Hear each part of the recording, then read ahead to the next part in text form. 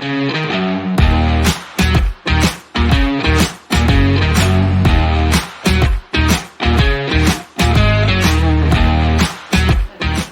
everyone, welcome to another episode of Down at the Dome. I have another special guest from the rugby team joining us again today, Peter Drewitt. He's the High Performance Manager of Namibia Rugby currently. Peter, thank you for joining me. Welcome to Namibia, welcome to Swakop. I know you've been here a while already, but this is my official welcome to you. Oh, thank you very much. No, it's fantastic to be in Namibia, and I love coming up here to the coast. It reminds me of home, to be honest, because I live in a place, in England, and we live in a little village called Sidmouth. It's by the sea, about 10 miles from Exeter. So when I look out and I see the sea here, it makes me feel like I'm at home as well. But I love it here. So I'm happy that we could give you a piece of home. Yeah. Peter, let's first get to know you. Yeah. Who is Peter Drewitt? How did you get to where you are today? Wow, that's a good question. I suppose I've been involved in professional rugby now for about 32 years, 31, 32 years. Wow. Yeah, I just finished playing when I was about 33, 34, and a job came up that September working for England Rugby. And I was a lecturer at the university then in sports science and physical education. I started life as a PE teacher. And one of my colleagues, she's most probably trying to get rid of me, had put in this photocopy of this job with England. And I looked at it and thought, that was a fantastic job. And I went to the head of the university and I just said, oh, would you mind me applying for this? He said, well, no, you can have a look at that. It was like a 70-30 split. Anyway, long story short, I got the job and then I was with England for 16 years. So wow. It's funny how it works, eh? Yeah. Okay, so you always knew that sports the direction you're going to take, since you're saying that you were a lecturer in sports science and physical education? Yes, from a very, very early age. I've just always loved sport, all sports. I played all sports and I had choices to make at about 15, 16, which way I went. I mean, being such a small person, I should have gone into football, but never mind. I've had a great time in rugby, absolutely brilliant time. And I just love the camaraderie of rugby, and I love the physical challenge of it. And I've been really lucky in the sense of it's taken me all over the world. And when I look back on it, what is it I really remember? It's all the great friends you made. Yeah. And the medals are great, the cups are great, of course, all of those things, but it's the friends, and those friendships are very, very strong in rugby. I don't know what it is, but it seems to work. I'm not sure what the question was, but maybe I need to return to it. Yeah, but tell me, you started as a professional player. So what happened was, rugby, as you know, was an amateur sport. Yes. For a long time, even though we'd like to think we were professional in the way we approach things and train, yes. etc. So my actual playing career, obviously, in the UK, you go through the schoolboy ranks, and it was pretty well set up then. So we had an under-16 international team, under-18s team, etc., etc. There was England students team as well. But I played my club rugby. Initially I went to Exeter University, but it had a school of education called St. Luke's College within it, and we produced something like 90 full internationals out of that college. Wow. So it was like I'm very old. It's an incubator for professional players. And this was 78 to 82, so it's a long time ago. And our university, and Loughborough University in the UK, were doing this. They were producing, players that went on to play high level for clubs and then internationally. And then when I left the university, I played for Exeter Chiefs. But then I also went up the road and played at Bath. So I'd finished teaching at school, and then it'd be a 100-mile journey to get up to train in Bath, get home about 1 o'clock in the morning, go again 3 times a week. Because at that point, it's 1984, Bath were suddenly, for the next 10 years, we won everything. Bath won everything. And they just had a fantastic group of players. So there's a real chance, when you look back, you think, what do you learn? Well, you learn lots from those moments that you then hopefully put into the work you do later. So that was playing, really. But I always loved coaching because I love teaching. And so coaching was a thing that sort of drove me for the next 30 years. And so I've always coached, really, and I absolutely love it. And then in recent years, I've worked in, obviously, England for 16 years. Then I went back to my old club. They wanted me to go back to Exeter Chiefs and to get them into the top sort of ranks, and we achieved that. And then I ended up going to Hong Kong for 3 years. And then I had to come back because my mother-in-law was ill. So I worked for Wales Rugby for 1 year. Then I worked with Georgia for 2 years. In Kenya. Wow, you're quite international. So it's been lovely. And that's the beauty of rugby. Yeah. So rugby has also essentially helped you see the world. Yeah, yes it has, and I will always be absolutely grateful for it because it's made life so interesting, so rich, and and what you have to learn to do is very quickly and humbly try and understand an environment, and then see how you can best help. And that's it. All I'm here for anywhere is how can I help to improve the situation, improve people, make people's lives more interesting, whatever. And that may seem so, but I think that's a teacher in me, really. And obviously at the moment we're very lucky in that we've got a fantastic young group of players, and we've got a fantastic coaching staff with us at the moment. So I think the players are very lucky that they're getting top quality coaching, and it's a very exciting time for Namibia Rugby. And we've also put in place an under-20 program with a national academy now, as you know, based in Windhoek, because we're also planning for 2027, 2031. We've got a heck of a lot of work to do. COVID around the world sort of put some of those programs back. So we've now got to work hard to sort of catch up. But I'm convinced we can do it in Namibia.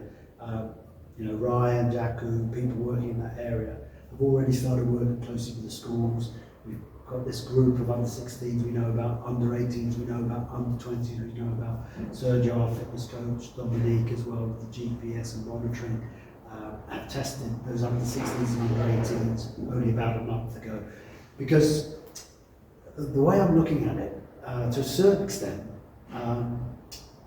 sometimes people are only preparing for a competition, whereas there's 365 days in a year, and I think we've got to maximise every single minute and every day and get our youngsters together as many times as possible. Keep coaching, keep developing. Yes.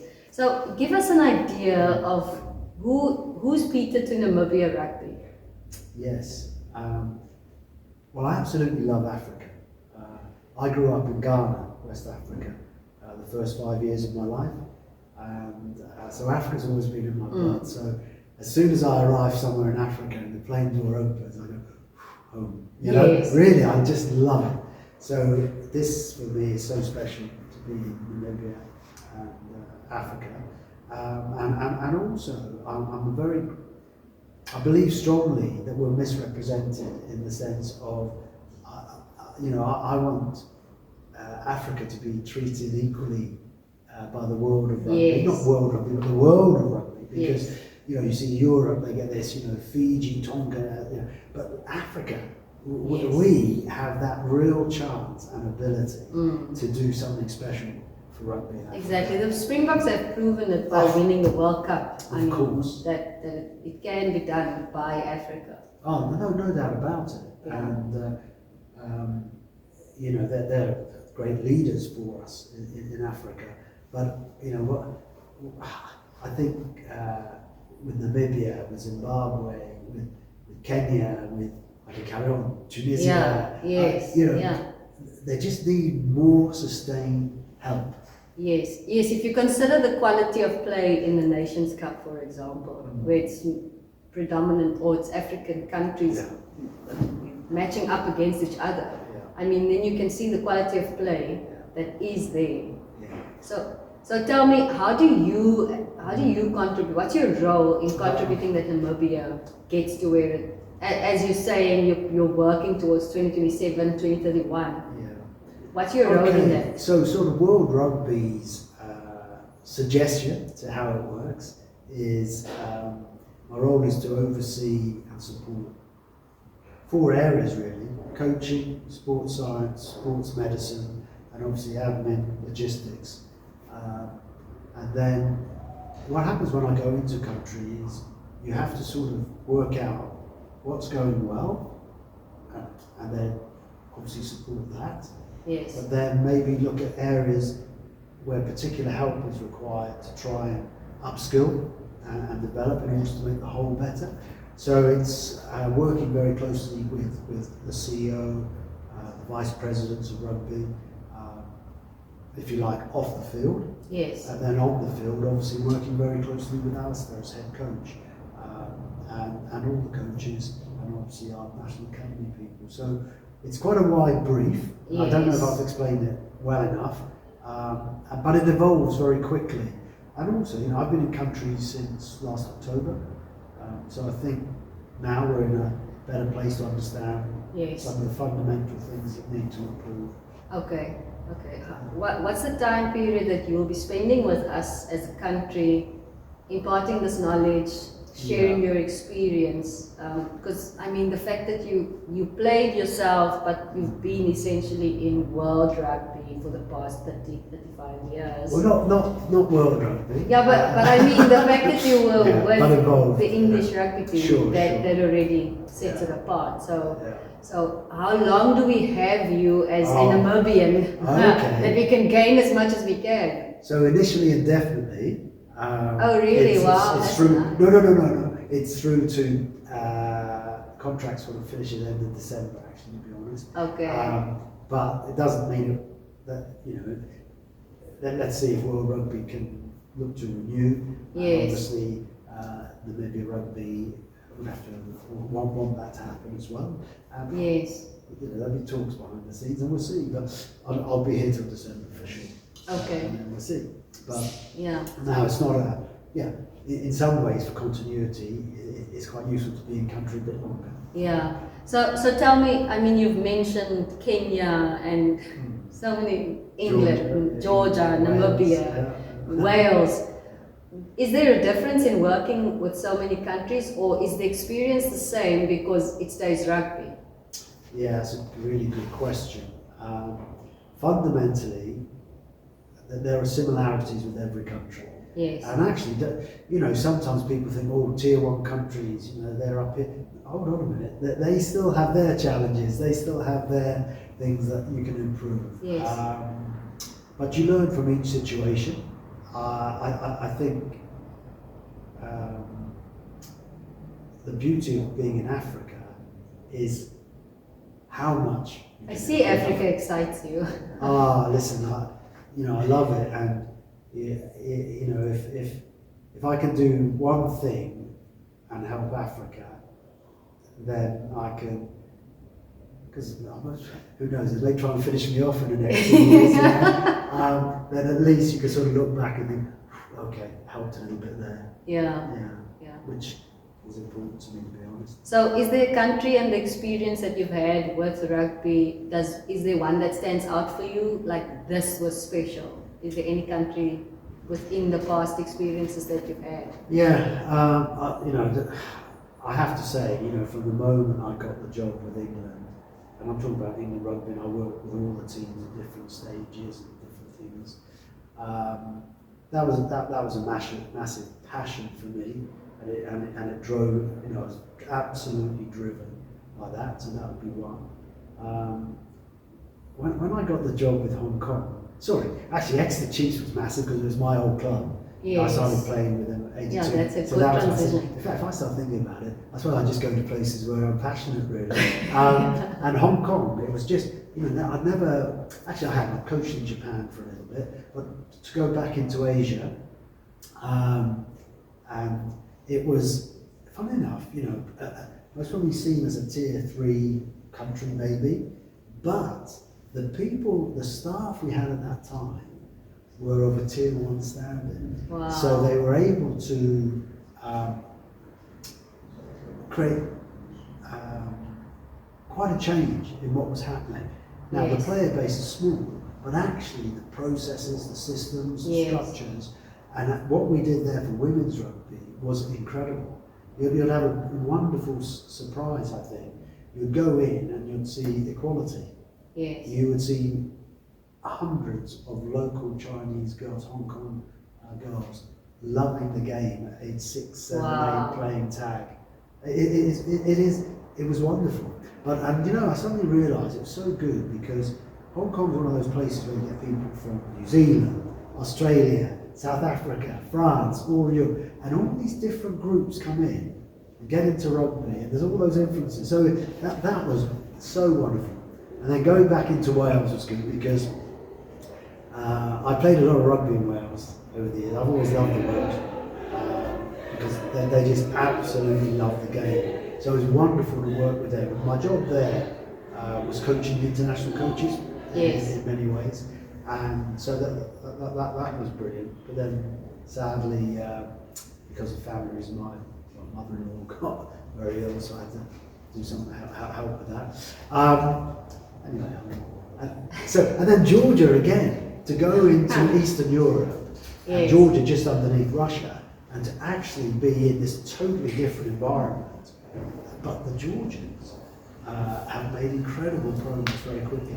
Now, part of my job was to get the under 16, 18, 20 system going. So we had a bit of a conveyor belt, because they had forwards, but not so many backs. But we built up this national academy, we built up centres around the country, which I would love to do here in Namibia, a little bit like you have here as a centre, and you know, we have in Windhoek, so that then local children get regular coaching, regular support, coaches get support, and you just grow the game. And believe it or not, in Georgia there are now 10 centres around the country, which is so lovely to see. And their under 20s have just done quite well in the under 20 competition. The national team has just won a few big games this last year or so against big countries, and it's interesting how it all happens. And there's no doubt about us in Namibia. We have massive potential. Yes. And I think it's a very, very exciting time for rugby in Namibia. You've got some fantastic people here, and you know, the players are marvellous. The school teachers are working really hard, actually, and I think we've got to learn how we can work more closely together, and support each other to benefit the young people, and that I think should be the big push going forward. Yeah. Tell me, do you think that, or it obviously sounds that you as the national union, the NRU, you do believe that it should start from a young age, and the pools, as you say, you have a conveyor belt that feeds the rest. So do you essentially agree that schools need to work with the senior union, so that conveyor belt is established, or should the two be separated and at some point? Yeah, so my experience all around the world is that when it's separate, of course it functions, and it can function well, don't get me wrong, but when there's a cohesion and a sense of purpose, that both groups are working to the same goal of improving young players, then actually the power of both does achieve results. I've seen it, and you know, I think one of the biggest things we've got to try and get right is this get into rugby type program for the 6, 7, 8, 9, 10-year-olds. Let's get that happening in the primary schools, and then there's a little gap at the moment with 14, 15-year-olds, which schools and the union are going to plug, and can see that, the time is right. And you know, I think we're very lucky in that we have a relatively new CEO who's very passionate about the young people and what we need to do for them, and very well supported by the current board of directors and the vice president rugby and vice president governance. So I know they're pushing hard, and we need to obviously work very closely with the schools union, with government, and obviously the sports associations to get their advice, because you know, they're working with children every day, and they know how best they can work. Yes, it sounds like you're very passionate about people in general. Is that something that keeps you anchored to life, or is there something specific this is what drives me, this is what gets me up in the morning? Wow, that's a really interesting one. Because from the age of 12, I wanted to be a PE teacher. Yes. Okay, and I'll tell you how this links in. And in fact, I said to my PE teacher at the time, at the end of this athletics lesson, I said, "Sir, when I leave school, I want to be like you, I want to be a PE teacher." He said, "Well, look, come back to me when you're 18. And that's what happened. And funny enough, I ran him just before I came back here, because he's 85 years old now, he hasn't been very well. And I thanked him for everything he did for me. Because actually, it's those people do something for you that then creates your passion, yes. and then you follow it. Without him being a brilliant PE teacher, I bet I wouldn't be here now. Yes, really. For sure. And then I think for us in our position, let's hope we can do the same for the people we work with, and give them good habits and interests and support them and help them. And I spend a lot of my time now taking phone calls from people I've coached, and that's what it's about. It's helping other people. Because actually, you help them, who help someone else, and then we all grow, especially in rugby. Yes, for sure. And we talk about values, and we talk about culture, we talk about environment, but what is it? It's actually the way we behave every day. What you said. Yes. When you jump out of bed, how do you behave? What are you going to contribute? What are you going to do for everybody else? Yeah. Okay. Peter, a get to know Peter question before we end off. If your house was burning down, what are the 3 things that you would make sure you have before leaving the house? My wife and children. But that's a lovely question. Obviously, protect the family. So let's take your wife and your children as one. Yeah. Okay. So you have 2 more items that you can take along. Have I stumped you? Yeah. Do you know, I've got I'm just thinking of a photograph of the World Cup winning team in 2003. Wow. And underneath it says, from the head coach, "We are all part of one team," or something. Wow, that's special. I think that'd be a nice memory. I wouldn't like to see that burn. That's nice. My dad is a fervent English rugby supporter. He says he's an English rose until the day he dies. Well, I'm going to So have to meet tell your him dad. that. I'd have to meet your dad. And we'll have a good rugby chat. Because I know the pride he felt with the 2003 World Cup. So I'm going to tell him the story. My role at the time was I was heading up the under-21 program and national player, in charge of player development all the way through. So it was great. It was great to see those people that you'd worked with when they were young, going through and achieving something so special. This is what I feel about Namibia now. We're just about to go to that World Cup. These young men can achieve something incredible for Namibia as a country, incredible for their families, yes. but also importantly for each other. Yeah. Make some history. Yeah. Leave a legacy. Make the young children want to be like them. Yes, that's for sure. Peter, I'm so happy to see that this type of knowledge is being invested into our country, into our sport industry, and it really warms my heart that there are people who actually want to invest in the knowledge and the expertise. So from my side, on behalf of the industry and rugby as a whole, I really want to thank you for being willing to do that. Thank you so much. So thank you for having me. Yeah, so thank you for joining us on the podcast. I'm definitely still going to be chatting to you. Of course. Thank you for joining me today. Absolute pleasure. Thank you very much. Thank you for joining, everyone. See you soon.